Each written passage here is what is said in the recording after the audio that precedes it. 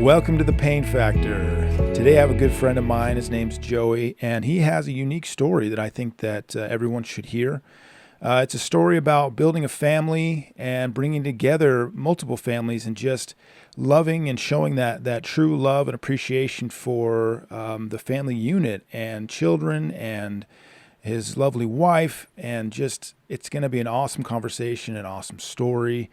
And I look forward to it. I hope you all enjoy. So I want to say welcome, Joey, the barber. How you doing, man? I'm doing great. Thanks for inviting me on your show, man. Hey, I appreciate you being here. As I mentioned, Joey was my barber for a little while, about a year or two. And he's fantastic at what he does. And he has a very prosperous shop. But more importantly, we're focused on family today. So, Joey, tell me a little bit about yourself and tell me a little bit about your story and why we're here today. So, Matt, I'm 54. I was born and raised in Seattle, Washington. Uh, Mom, dad, traditional family in some ways. One of five siblings. I'm the oldest son. I have an older sister, three younger brothers. I was born in 1969. I think of my family now as a hippie jazz AA family, Okay. and also Christians. So hippie jazz AA Christian family, which is a kind of an interesting combo to grow up in. I always woke up to the sound of my dad playing sax, and I fell asleep to the sound of my mom playing piano. They stayed married their whole lives, and it was maybe a 1800 square foot house, which seemed plenty big at the time. Yeah. Now that I'm in a 2,200 square foot house with five kids, I'm like, wow, how did they manage that? So 1969, Seattle, a little bit northeast of the University District there in Seattle, which is maybe a 15-minute, 10-minute drive from downtown Seattle. Yeah. Uh, Very loving family. I was really blessed to grow up in a generation that was still going to church on Sundays. At least we were. A lot of secular folks in the neighborhood. But it was church on Sundays and grandma and grandpa's after church for Shirley Temples and potato chips. No alcohol, obviously, but no alcohol in the family was an interesting thing to grow up with. The other piece, jazz, hippie, Catholic, AA. So AA was part of it. My mom and dad went to meetings every Thursday. My dad had been a pretty bad drunk, not drunk all the time, but enough to be a problem when my mom and dad were dating. My mom was a martini at night kind of drunk, or maybe a couple of martinis. Sure. And before they had kids, they decided to stop drinking and get into AA. So AA was a big part of my culture growing up, my family culture. And then the hippie factor is my parents were lefties. They were quite progressive in their politics. Never knew anything but Republicans are evil, and Democrats are the good guys, and Republicans are for war and arming America and all this nefarious stuff. There would be cartoons on the refrigerator. Just my folks were quite charitable people. To the point where we had pictures of starving children in Africa on the walls in the dining room. And if we dared complain about the food, we would be pointed to people that had it quite a lot worse than we did. Of course. So really interesting. Lots of reading. My mom always read to us till the day she died. Nothing could put me out like Mama reading to me. Yeah. It's a really wonderful family to grow up in, and I knew that more as an adult, and certainly as a father now. Unfortunately, it was quite a few years after my folks both passed that I started my family. So, but it was cool, man. Jazz jam sessions at the house, musicians coming and going, hippie clothes, funky vibes, just jazz everywhere, and love and friendship. Absolutely. Lots of neighborhood kids. You had a lot of freedom back then in Gen X, where you could go run around in the neighborhood all day. Dogs didn't have to be on the leash. It was just rock and roll. It was wild. It was fun. Yeah, it's a So beautiful that was picture. my childhood growing up. Yeah, you paint a beautiful picture there. It's just sounds like the nuclear family, right? And just the way that things were back in the day, back in you know, uh, back in the day Yeah, the when it 70s, was good. the 70s and 80s. I was a little kid in the 70s. I was a teenager in the 80s. Yeah. I was a 20 something in the 90s, 30s in the 2000s. Yeah. And here we are 2024 and I'm 54 years old. That's wild, huh? Another thing was exercise. My folks always exercised, and Hmm. my mom had a Holy Spirit aerobics class, Okay. and they always modeled that. My mom was on the healthy eating kick way before anybody else.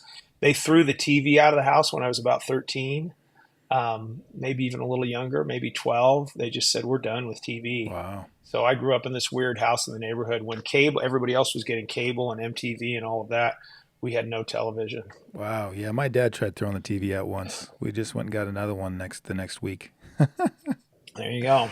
That's okay though. There you go. We live and learn. Yeah. But Yeah. tell us a little bit about how you really emphasized on the music, and so let's touch on that a little bit since we're talking about your story. How did that kind of shape your 20s and going into your 30s? Was music a big part of your Great 20s and question. 30s? Yeah, music was a huge part of my life, Okay. man. My first plan was to be a rock star. And for anybody interested, you can still find my stuff on Spotify and iTunes. Just Google my name. It's probably going to be in the show notes. Joey Furlan, Furlan. I still have my music out there on. I've got a killer metal album on SoundCloud, and then I have a few newer songs I've done, as well as my 1998 solo record, are on all the other streaming services: Amazon, Wow. iTunes, Spotify. So I started playing guitar at 13 or 14. Hmm. At 16, I realized I could sing. And that was like, I think of life in a way as a deck of cards, and you draw a card off the top periodically. And I don't know that there's a better card than the lead singer card. Right. Maybe the quarterback card, but I went from being I was right out of central casting for Stranger Things. I was a Dungeons and Dragons player, feathered hair, heavy metal shirts, going to concerts, 13, 14 years old, trying to figure out Iron Man on the guitar. And then when I was 16, I was singing Queen of the Reich by this metal band called Queensryche in the shower, and my buddy was waiting for me in my room, my guitarist, Randy. And I came out and he's like, dude, you are our singer now. I'm like, what are you talking about? He's like, yeah, you're our singer. So we were working on Queen of the Reich as a band, and I grabbed the mic on it, and there's an opening note that's just astonishing. And I hit that note with the band and held it, and the band just stopped and Wow. said, you're singing from now on, dude. There you go. So at 16, I was playing bars, where I Yeah. had to wait out in the lobby on the breaks with guys in their early 20s. Um, and I was quite a confident singer, um, doing original music and covers, and um, by the time I graduated high school, I was in a cover band, making a little money here and there, playing college parties and things. And then at 21, I joined a touring cover band, and I played heavy metal covers up and down the West Coast for a whole year, Wow. playing 5 or 6 nights a week, 3 to 4 hours a night, singing everything from Def Leppard to Winger to Slaughter, Yeah. and just getting all that glory. Yeah. And it was heady stuff. There's nothing like lead singing in a band. Absolutely. So just continuing that journey, I decided I really wanted to do my own music. So Mhm. quit the band in 92, joined a killer metal band. We created a band called Bone. We released our first album in 93. That was just the EP. Did a full length album in 94. And we were playing big, uh, all the big clubs in Seattle, the clubs that Nirvana, Pearl Jam, Alice in Yeah. Chains, all those guys had just mowed through. We were out there getting high on the coattails of that success, so to speak. Speaking of getting high, I never drank, never smoked, never did Wow. drugs, Yeah. never been high in my life. And, fancied myself a pretty awesome guy because not only was I this great singer, I was also faithful to my girlfriend who went on to become my wife. And, just fancied myself a pretty awesome all around guy. Yeah, I man. don't know that there was anybody I liked as much as myself. Well, yeah, But then I that's was also very humble and modest. And yeah. so I liked that about myself. It's so funny because I didn't meet Jesus until I was 31. Okay.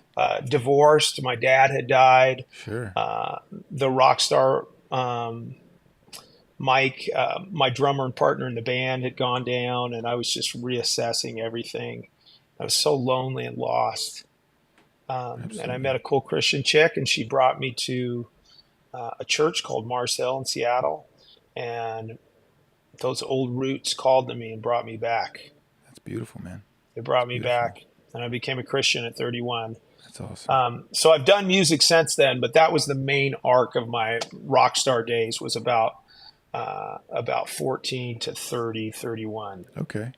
So as you're talking about your early years, 20s into 30s, you mentioned being divorced. How does, since we're talking about family, and that's kind of the focus we'd like to get into as we progress. You know, we don't have to do it right this second, but I am curious though. How did family play into that? Like, was that something on your mind when you were in your 20s and 30s? You were doing this rock band thing.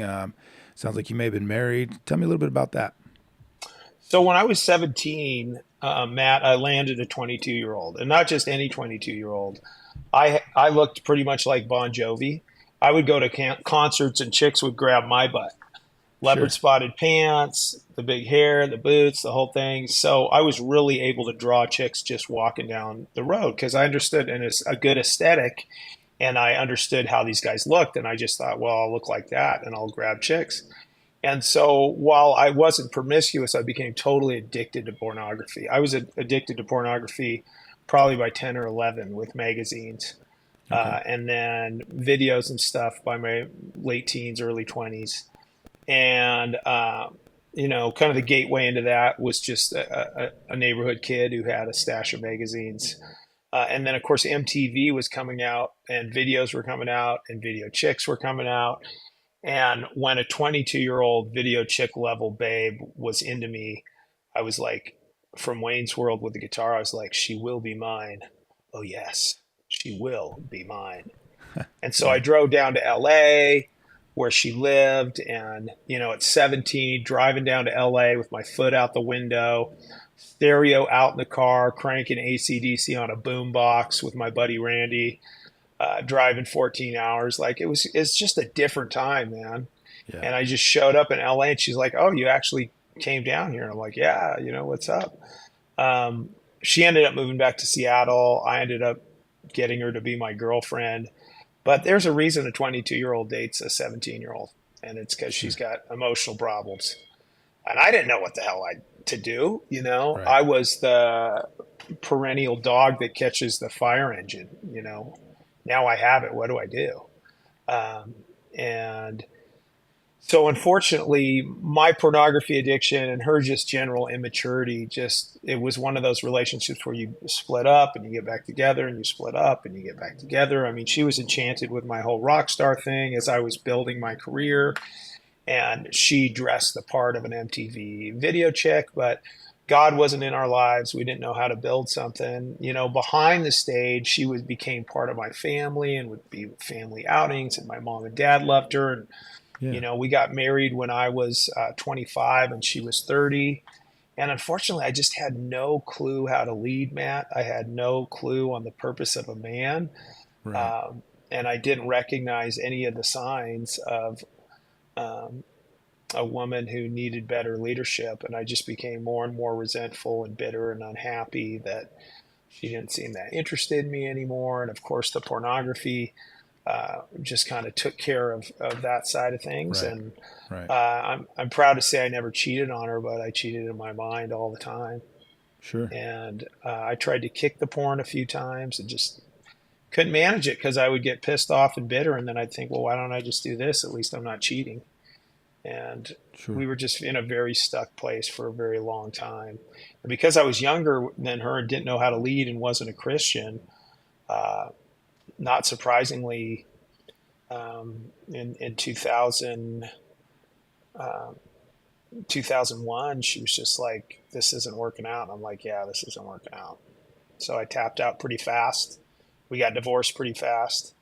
Um, And then my plan there was to just be a man whore because I was singing in 3 or 4 bands at that time.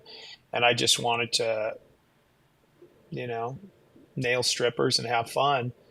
Thank Sure. God that whole plan kind of was just short circuited when I met a gal named Amy, who was a Yeah. pastor's kid who'd spent her 20s doing her own thing and had recently come back to the church. But I was practically her last club outing.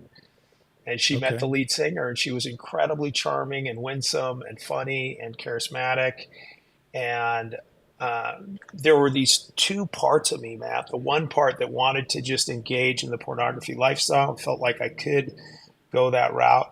But there was another part of me that remembered Aslan, that remembered The Lion, the Witch, and the Wardrobe, that remembered going to church on Sunday, that Right. remembered goodness and truth and beauty and family and wanted that.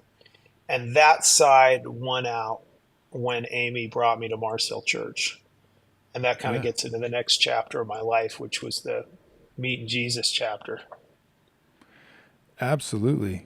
Yeah, that's a powerful message because you touched on the pornography issue, and that's unfortunately that's a widespread issue, right? And I've fought that as well in the past. I've faced that problem as well, and it's and well, a mutual friend of ours, Rob, he said pornography will ruin your life, man, and it will. It'll ruin your life. It'll It'll certainly ruin. ruin your marriage because you know what it Yeah. does? You tell yourself the story of, well, it takes pressure off my wife and it keeps me in here and keeps me from cheating, but it saps all your drive to figure shit out. Right. You Right. And know, then it just, then you have the issue of your mind wandering when you're actually spending time with your wife. I know that was an issue for me in the past, and I just, man, it was hard. yeah. It was hard, and so I And absolutely, yeah, it's good. I've been porn free now for, let me see, that was 2002. I became porn free. So over 22 years, Matt. Okay, But it was probably 15 to 20 years until I was really porn free in my head. sure, Like I look at women differently now. right, I'll never look at them. And right, maybe it was because I have a little girl now, maybe who's about 6. Um, Maybe I just studied it enough. Maybe just decided, Jesus just decided I get to not struggle so hard. But a lot of that was struggle. It was a fight. yeah, Not so much to look. I was able to cold turkey on the physically going, but the pornifying of women in my mind. Every right, woman I saw, because it yeah, really does mess with your mind. So it took me remarrying. It took me widowhood. I lost, and we may touch on this. I lost my second wife in 2011, that beautiful Amy that I mentioned. And then I mhm, remarried, and now I've been with Jessica for 13 years. yeah, yeah. Let's do that. Let's talk a little bit about Amy if you're up for it. Yeah. So Amy, this incredible fireball, her and I got together, started going to Mars Hill. Mars Hill Yeah, challenged me. Her and I started dating in the summer of 2002. And then I started new member classes at the church that winter. hmm, And February of 2003, I gave my life to Christ. And beautiful. just got down on my knees in my room and said, there's so much of this that just seems like a silly fairy tale that I don't understand. But if you're real, I'm with you.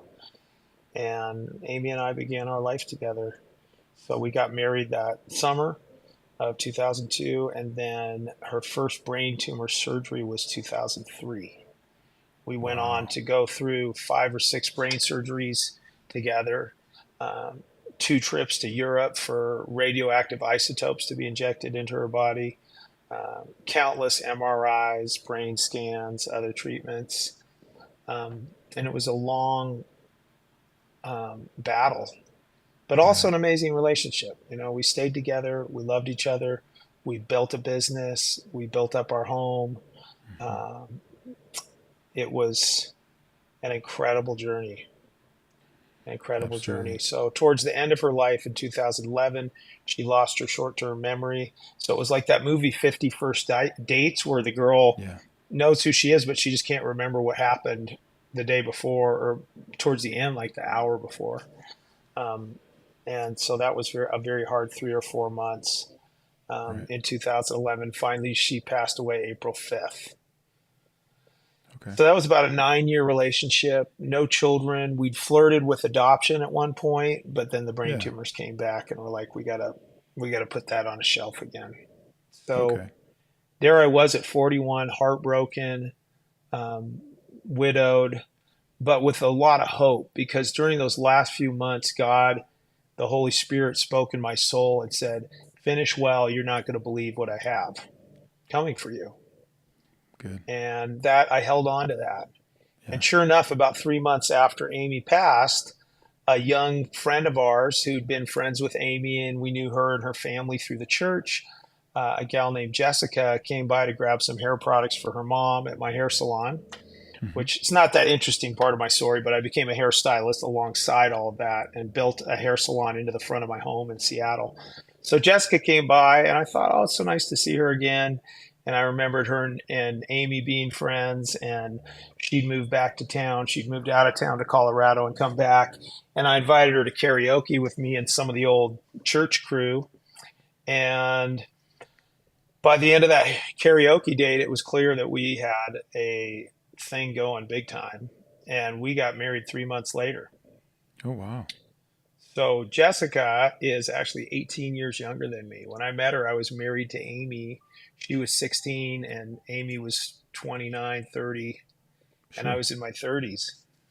So I never would have thought that this young gal would end up being my wife someday, but I'd always liked her and thought she was interesting and beautiful and stuff, but I was married and thankfully Yeah. God protected me from wickedness in those early years. So when it was time for my eyes to be open, it was just like, no way.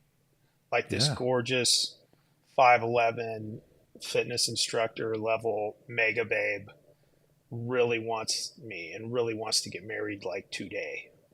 Yeah. That's Like my wild. buddies had to sit me down and say, look, dude, if you guys don't finish premarital therapy counseling, we're not going to go to the wedding. We think you've lost your freaking mind. She's amazing, but you're nuts. You just lost your wife and now you're going to get married. Like it really threw everybody for a loop. But, love's like that. It's crazy. It is We crazy. were we were Absolutely. crazy, crazy in love. So Absolutely. then her and I got together, and then just everything that's happened since then. It's been a wild, wild ride. As you can Yeah. imagine, a 41-year-old widower marrying a very emotionally intense 23-year-old. It has been a crazy deal. Yeah. But Crazy again, indeed. Christ at the center Good. um, Good. has kept our relationship through some ups and downs. We even ended up separating for a time after living and working out of our home. Um, because we had that home hair salon about a year into our marriage, maybe a little more. We had just bought a second home out in the country, about an hour out of town. We built a home. I thought everything was good times and high fives, and she rolls over the week after we built this second home. I got a second mortgage to pay, and she says to me, "I don't think I can deal with you doing women's hair for a living." And I Huh. was like, "F you? Like, are you freaking kidding me? What are you talking about?"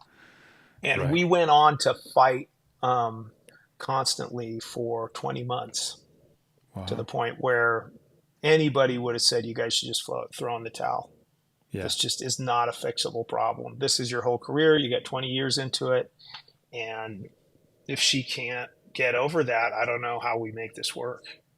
So Right. that was really tough. It If you was could really look tough. back on that and just think about, maybe speak into some of the things that you were able to do to help keep the relationship together, to choices that you made for yourself that maybe help make the relationship stronger in the end, or as you move forward out of that season. Great question. So obviously the number one thing is Jesus. If I didn't have my faith, we would have been cooked.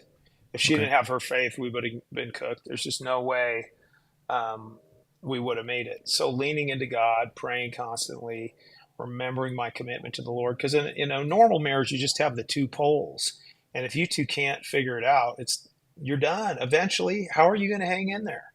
Right. If she thinks that you doing hair is the worst thing ever, and you think her not wanting you to do women's hair is the worst thing ever. How do you reconcile that with me and Jess and what I think of as the Civil War? Okay. That 20-month period where we just couldn't figure it out. And you'd ask me, how do you get through that? So number one is God. The other thing was just working on myself a lot, and reading more about relationships. I fancied myself as a guy who had done a lot of time reading books on relationships, but I just had to dig back in. So there's one person in particular and a book I'd recommend every man read. It's actually an audio seminar. You can get it on Audible. If you're not already a member, your first book on Audible is free. So if you've never heard of Audible, you're not on there. And maybe you could put this in the show notes, Matt. It is called Understanding Women, and the gal's name is Allison Armstrong. It's about a 4-hour seminar. So that was a game changer at just in time, because I was just losing steam, and like I said, I have a really emotional wife. She struggles with deep emotionalism, which is all women do to one degree or another. And it's part of what I find her, why I find her so attractive, is she's powerful and she's passionate. But when she doesn't like something, it's tough. And this was the first time in our marriage where an immovable force met a immovable object, an unstoppable force and an immovable object. And it was just, we tried counseling, we tried talking to friends, we tried bringing in people to try to help us figure it out, and we just couldn't. So ultimately, after about 20 months, I thought, look, there's a whole bunch I love about this gal. She's hung in there with me. I'm, now 42, 43. I've lived in Seattle my whole life. I've built my life around this hair studio, but I got a couple bucks. And if I got to choose between the girl and the career, not in a wussy kind of way, I'm just going to go for it because I'm ready for a change in my life anyway. So I called her up in one day and said, hey, let's do whatever.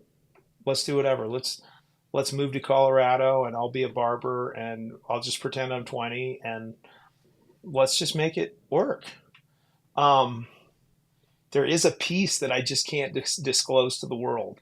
But let's say that there was a special deal made. Sure. I got something I wanted. She got something she wanted, because I felt like we needed to find a way to make it a win-win. And the thing I wanted, I was kind of surprised that she signed up for, but she did. And I called that signing the peace accord around. So I got a tattoo on my wrist. I've never gotten any tattoos. Let's see if I can show you that. So it's basically 4/13, April of 2013, we started fighting. And December of 2014, we signed around the peace accord. And you see there's a cross in the middle representing that without Jesus, we would have split up for sure. Yeah. And so reading Allison Armstrong, other people are John Gottman's great, 7 Principles for Making Marriage Work, Passionate Marriage by a guy named Snarch. I did a lot of reading, but a lot of it's just hanging in there, finding things that you love about each other. And then another book's called Hold Me Tight is another good one. What all those books helped give me were tools to hang in there. Yeah. And stay in the marriage and not make things worse, even though we couldn't figure out a way to solve our problem. Because I'd get off work every night and she'd be all teared up. And I'd be like, why are you teared up? I just can't stand what you do, pampering women and making them feel beautiful and wonderful and magical. And I'm just like, what are you freaking talking about? And I would get pissed, and it was just horrible night after night. Newlywed, a year or two into marriage. And my whole point was, you knew I was a hairstylist when we got married. Sure. This is wrong. What you're doing is evil. It's terrible to take a man's career. How am I? But here's part of it, Matt. I realized that my conceptualization of myself, because I'd given up my rock star dream, was that I was a $12 an hour broom pusher apart from being able to do hair. Sure. And I didn't think I'd ever be able to afford to have children and have a stay-home wife and all the things that I wanted. So it was this desperate need to stay in my little corner of Seattle doing those women's hair, or I was just never going to be able to achieve any of my dreams. That was my mentality. But check this out. So literally the day after, I say, okay, let's move to Colorado. Let's sign the deal, whatever. Because she was kind of wanting to get out of Seattle too. Um, just it was a Holy Spirit inspiration, and I said to Jess, I said, I know you don't like me working on women. How do you feel about me working with women? I didn't think of that question for 20 months, Matt. Okay. And she said, I don't care if you work with women. I just don't want you working on women. So I thought, because I got 100,000 a year clientele, I'm just going to give that away. Sure. So I ran some ads, and peace accord was signed on December 19th. By late January, we had not one but two girls that wanted to come and take over my female clientele out of that home hair salon, right? Yeah. So they came in.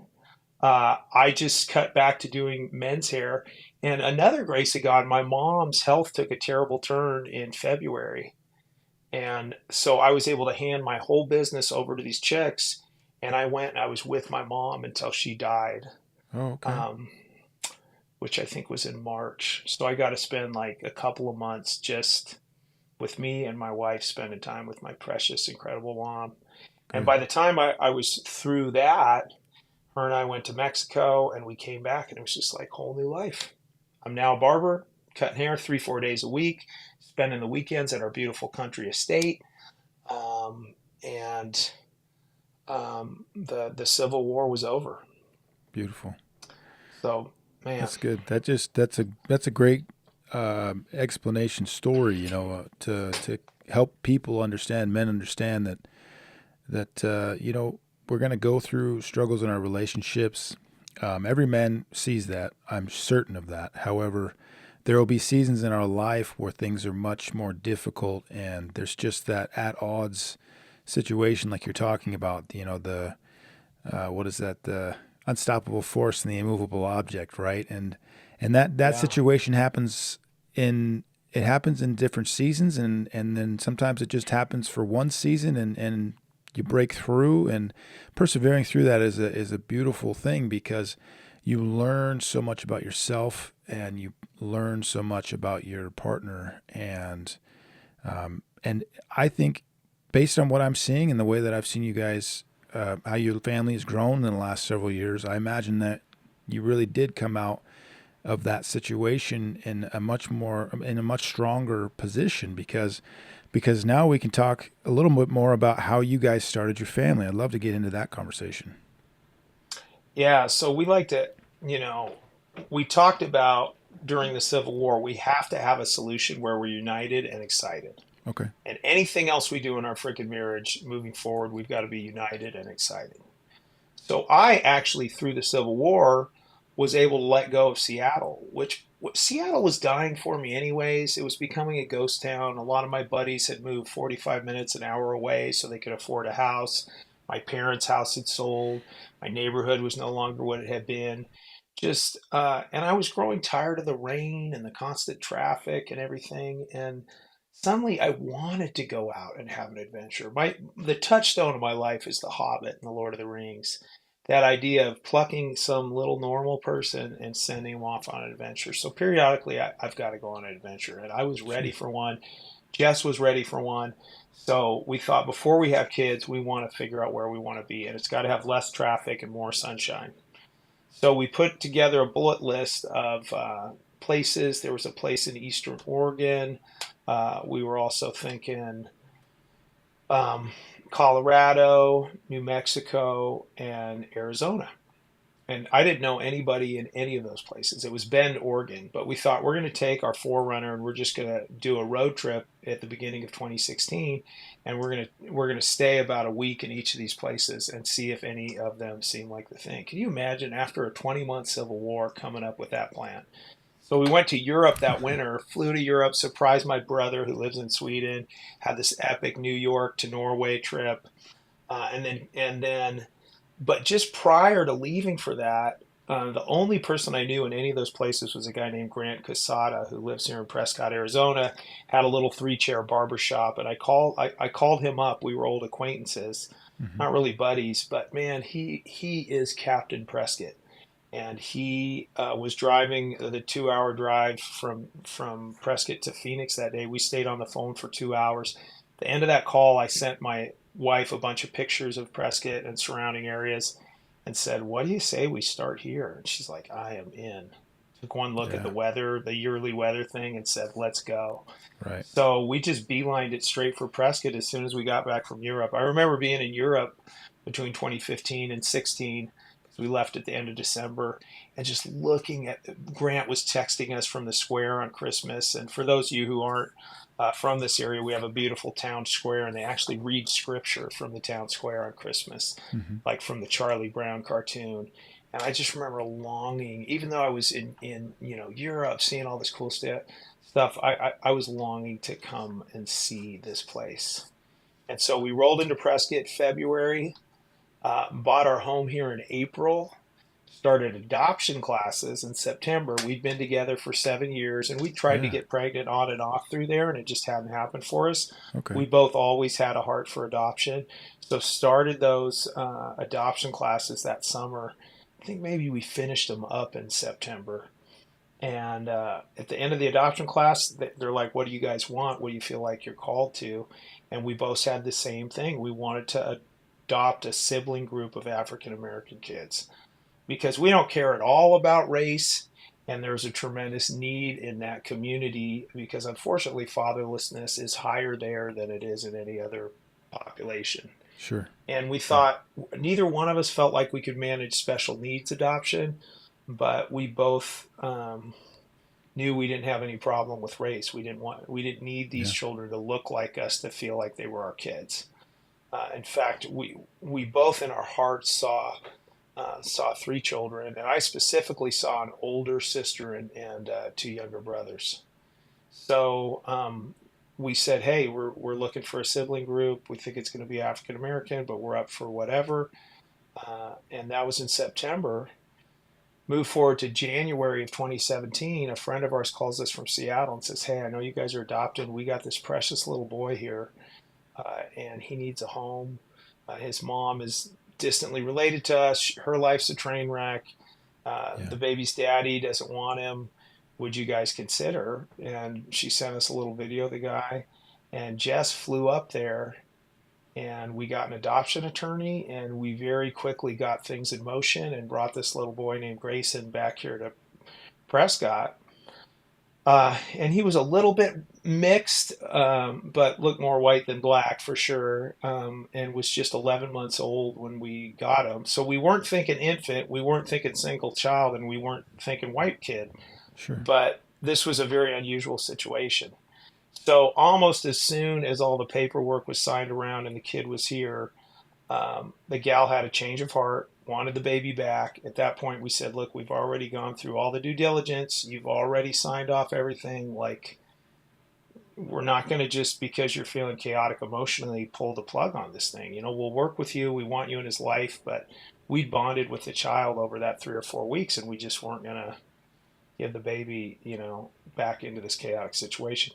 Well, then the gal got in touch with the dad, and the dad did have parental rights, and that brought us into a terribly difficult 3-year battle for custody for this little boy. Wow. Yeah. So we'll put that on the side, other than to say, at one point we got the dad out here living with us. We bought a trailer to try to help him get his life on track, Sure. parked the Winnebago in the driveway, tried to co-raise the kid. Ultimately, the kid went back with dad. Dad cut us off for 2 years. The beautiful story is dad and I, the Holy Spirit talked to my wife a year ago and said, "Hey, you need to reach out to dad." We reached out, we found his number again, and we reconciled. And I flew down there in February this year to Florida, hung out with them, and he and his family, he now has 2 more children. The dad said he'd never felt more loved and more happy than when he lived in Prescott fighting for custody. Cool. And his family's going to move back here, hopefully next year, and we're going Very to cool. reunite with that little boy who's been out of our life for 5 years.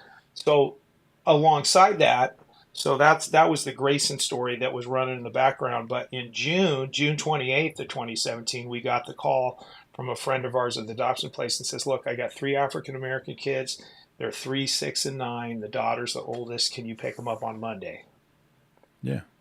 And this was a Thursday, and we said, "We'll be there." So July 3rd, drove down to Phoenix, got three scrappy little kids with garbage bag full of clothes each, Right. tossed them in the car, said we're going to adopt you guys. Went to McDonald's, and a year later we adopted them. So Wow. Amira, Emrys, and Isaiah joined our life.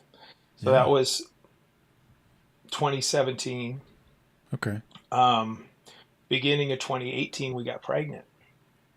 Wow. September 2018, we had July of 2018, the adoption went through, so that was done. And then September, our little girl came. And then 2021, we decided, let's try one more time. It's not likely we'll get pregnant. It took such a long time the first time. We got pregnant immediately and had little Wow. Raphael Phoenix on Thanksgiving in 2021. Yeah. So we got 5 kids now. That's amazing. 5 kids. And it has just been incredible and crazy and difficult and all of those things that one would expect um, this situation. Yeah, absolutely. And one thing that comes to mind is there something in the past where, for you personally, where you felt like adoption was something that was on your heart? You mentioned that with your wife Amy that passed, it was an option, right? And Yeah, that was something we were considering. yeah, so you had a Um, heart for it in the past, and so maybe is there any particular reason that was an option, or is it just a heart you've always had for kids and for being a father? yeah, great question, Matt. So remember, I had 3 younger brothers, and I grew up in a Okay. time where you had a whole neighborhood of kids running Yeah. around like crazy. So Yeah. lots of kids around was always a big part of my life. And then I became a camp counselor at like 17, and Okay. I spent 3 summers at Camp Orkila on this beautiful island in northwest Washington. And I found that it was really easy for me to love and bond with all sorts of kids Yeah. because you get a bunch of different campers in every week or two. And I just realized I didn't care anything about race or or my connection with the kid. I just realized I bond with some kids. Yeah. And in addition to that connection, I went on in my mid 20s and worked as a childcare teacher. When I was trying to make it as a rock star, I worked at Children's World Daycare Center for about a year and a half and managed whole classrooms full of kids. My youngest brother is 10 years younger than me, so I very intentionally took on that big brother role when I was 18 or so. Yeah. And as opposed to having a brother that you have rivalry with, I had this kid brother. He's a lefty now, so we do have a fair amount of rivalry, but it's good times. It's good. I've become quite conservative since moving to Arizona, and he's become Sure. quite progressive since moving to Europe. But the point is, I realized I can bond with lots of folks, and so yeah, that's where the heart from adoption came on my end, and then on my wife's end, her family's from South Africa. She's an immigrant. Okay. Her family had visited South Africa a couple of times after she really grew up in the United States, but just going there and seeing all those children, they went on several missionary trips there, and her heart from a very young age uh, had a heart for adopting kids because there's so many kids there. It was after the AIDS crisis had really ravaged Sure. the land, so there were a lot of orphans, and she always had that in her heart. So it just seemed Absolutely. like, yeah, let's go for it, And me being older and her being younger, the idea of older kids, the two tough things to adopt out are older kids and African American kids, Okay. and then special needs is the third category that we weren't up for. Thank God some people have hearts for special needs kids, which is really cool. Absolutely. Um, but Yeah, I for like us, that. it's like, hey, we could step into the breach here because that's not a big deal to us. The sibling thing's not a big deal, and the race thing's not a big deal, and that's borne itself out. It has not been a big deal at all. I ain't Absolutely. saying these kids aren't are easy. They're just difficult in all the ways that every other kid is difficult. Right. They're There just hasn't been a kids. special Yeah. difficulty. In fact, in a really cool thing, their mom, who'd been through all sorts of terrible times in her life, we'd always stayed in touch with her. And this summer, we flew her out for 10 days, and she hung out. Hadn't Cool. seen her kids in 7 years, and it was just amazing. So we're going to be flying her back out for Christmas this year. Yeah, So, absolutely. man, I I especially recommend like, adoption. yeah, 100%. No, I was just going to say, I especially like that you were clear about your expectations, about your preferences, right? When it came to adopting, and there's, I can tell by the tone of your voice and your body language, there's no shame in being sure that you're just not ready for a special needs kid, right? And Right. so just having that confidence and saying, look, this is what we're looking for as far as who we'd like to adopt, and I think that's awesome. I absolutely love that because you don't need to do something or pursue something that's outside of what you're capable of. Now, it's not about, because it's not about comfort. It's about just knowing your limits. And I really appreciate that a lot about you. Yeah, And most folks are looking to adopt an infant of same race, which is okay, understandable. sure. They've longed for a child and they want a child that looks like them and grows up with them. Right. And people look at me like, "Oh my gosh, dude!" I've gotten this a lot over the last 7 years. You guys are so amazing. That's amazing, et cetera, et cetera. Doesn't feel amazing to me, Matt. It just Sure. feels like what God told us to do, Yeah. and it's been awesome. Uh, and it turns out it ended up being a special needs adoption in the eyes of the state because we found out uh, midway through the process that the state sees a three-person sibling adoption as a special need. So we've even got a little stipend from the state that Okay. we'll have till they're 18. And as a conservative guy, I'm generally not a big fan of big government, but man, the state has been there for us in really beautiful ways. We've been able to get Good. the kids special help they need and resources they need. So if anybody out there hears this and you're thinking about adoption, explore it Yeah. because the a good part of the state is there are genuine people that really love kids and are trying to find great homes for these kids, and That's awesome, it's a man. really cool thing. Yeah, Yeah. No, I've known you for a few years. I think probably since about 2018. I think is when we met for the first time at one of those BNI meetings. yeah, But yeah. Late 18, early 19. Yeah, yeah, I was working for Rob at the time. But man, I tell you, your personality. When you were talking about how you could connect with kids, I'm like, dude, he can connect with anybody. This guy's got the skills, man. He's got I'm it. a It's maximum connector. I'm like a yeah, 95% on the personality test in awesome. terms of being somebody that is a people person. Yeah, and that So fits that's been so a great gift. into your chosen industry as well. The Yeah, choosing the barber, it just fits yeah. perfect, and it allows you to I connect know. with people Isn't on a it level funny, that most man? people can't. Yeah, like, I'm not the smartest tool in the shed. My son in ninth grade gave me a piece of algebra homework paper yesterday, and it just baffled me. I cannot fix if there's a way to fix something by getting the wrong thing and trying to install it upside down and backwards and accidentally breaking it, like a freaking light bulb, dude. Like Right. that's I am useless mechanically, Sure. useless mathematically, but the high charisma in Dungeons and Dragons terms, the charm, the ability to connect with people, I've been able to build a life with that, and then just good health. Yeah. That's the other thing, Absolutely. man. If you're going to have a bunch of kids and you're getting started at 41, you better stay healthy Amen to because that. I they hear you. beat the heck out of you. Yeah. I believe it. It's I just believe it. exhausting. Yeah. Well, I'll tell you what, Joey, I'm going to go ahead and wrap this up. I just want to say thank you so much.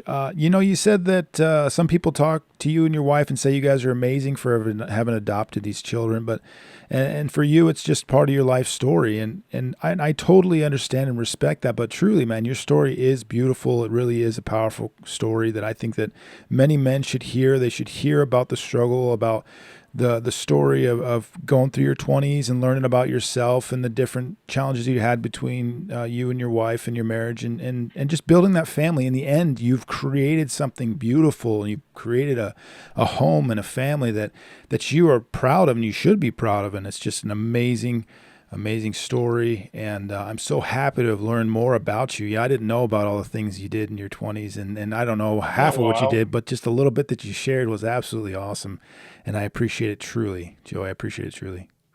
Thank you, Matt. Yeah, I think of myself as having four lives.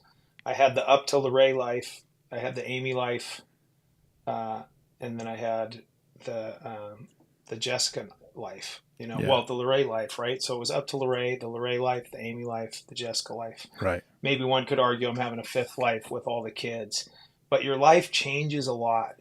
And knowing who you are as a person and continuing to work on that core, and for me, having Jesus at the center of it was the key.